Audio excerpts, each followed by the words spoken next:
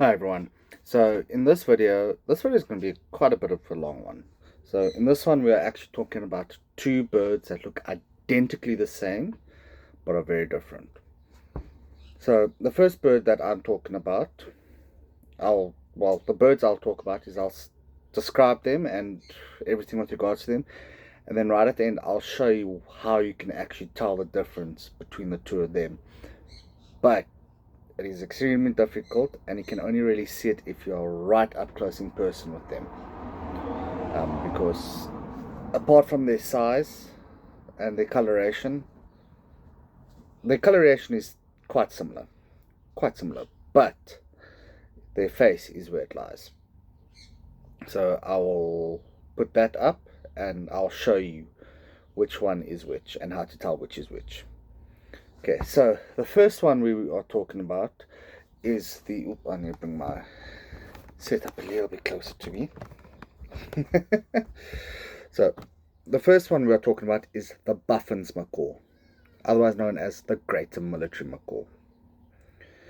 Hence why now you're going to see which two I'm talking about, the Buffons and the military macaws. So, the Buffon macaw is one of the largest parrots on the planet. I believe it's the third largest. I believe, I could be wrong. They reach 85 centimeters from head to tail. These massive green birds come from Panama to the Caribbean, the slopes of the Caribbean, to Ecuador, Guyana, Nicaragua, and Costa Rica.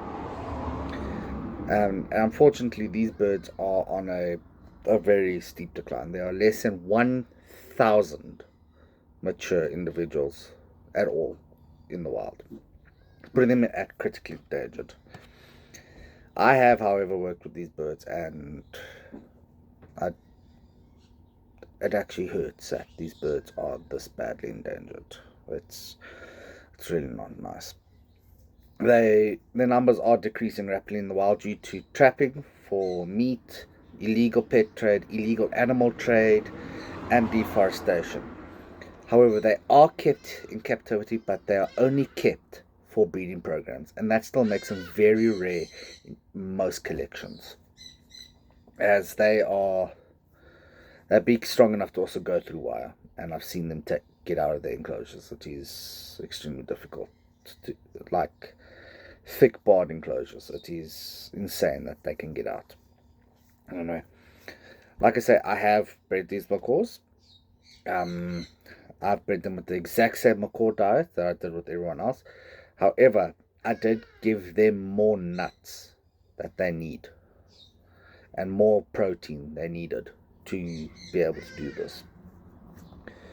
Um, these birds have a mostly yellowy green body, but their forehead has got a big, thick red band across the forehead here, on just above the nose, and their throat is tinged with like a olivey brown color, but their cheeks are pale. They are pale white skin color because they skin, which once again blush when they get excited, upset, or anything like that. They also have, instead of the black feathers that like blue and golds and canindis have, and even the military have, they've got olive brown feathers that mark on their face here, giving them those lines.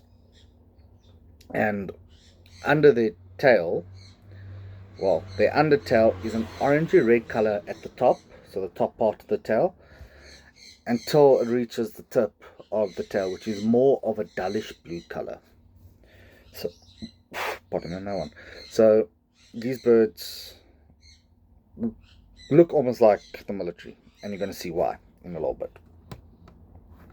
And you'll see in the photos, I'll literally put the Buffons now, and then I'll put the military straight after, and you can see which one is which. It's quite insane. And these guys also have uh, like green eyes, where the military has got more of an orange, yellowy eye. So yes. So the next bird is the military macaw. So these birds, they range all the way from Mexico to Argentina, which is where this gets difficult because both species, both birds, overlap in their range. Hence why the Buffons is called the greater military, because they look exactly like the military, and because they overlap, that's why they get that other name. So where the Buffons reaches 85 centimeters, the military reaches 75 centimeters from head to tip of tail. And they're also on a steep decline, but not as bad as the Buffons in the wild. These guys at least are still less than 7,000 mature. So they're still a bit higher, but still it's a dropping number. And it's the exact same threat. It's deforestation and poaching for the illegal pet trade, the illegal animal trade, and meat and everything else. However, these guys are more common in the pet trade, which is at least nice that they're more commonly available in the pet trade than the Buffons, because it just shows that there are more numbers of them to be able to do that. And just like all macaws, or I should say all the big macaws, can actually talk fairly well, and it is awesome to see. Sorry guys about the break in the video. We had I had a customer that I just had to deal with quickly. So as I was saying, so just like most macaws, well, all of the bigger macaws, these guys actually can talk. Hence why macaws are quite popular in the pet trade, and why parrots are quite popular in the pet trade in general. So these guys can talk fairly well and can understand simple commands as well as they can mimic sounds. I had a macaw back where I previously worked where they actually mimicked a hardy-dog or a common ibis here in South Africa, for people who don't understand what a hardy-dog is.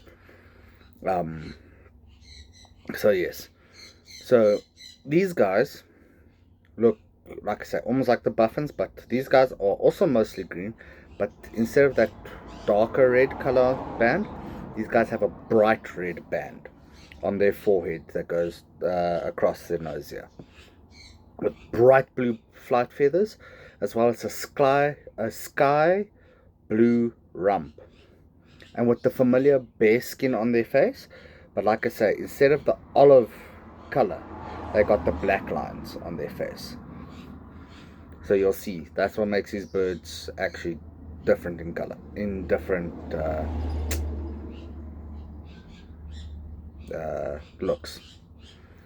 But yes, both these birds are on a steep decline, and I have worked with both birds and bred both birds, and I've used the exact same diet. Just with the Buffons, I added more protein and more nuts, because that's what they needed. But anyways, hope you guys enjoyed the video, and like I said, I'll putting the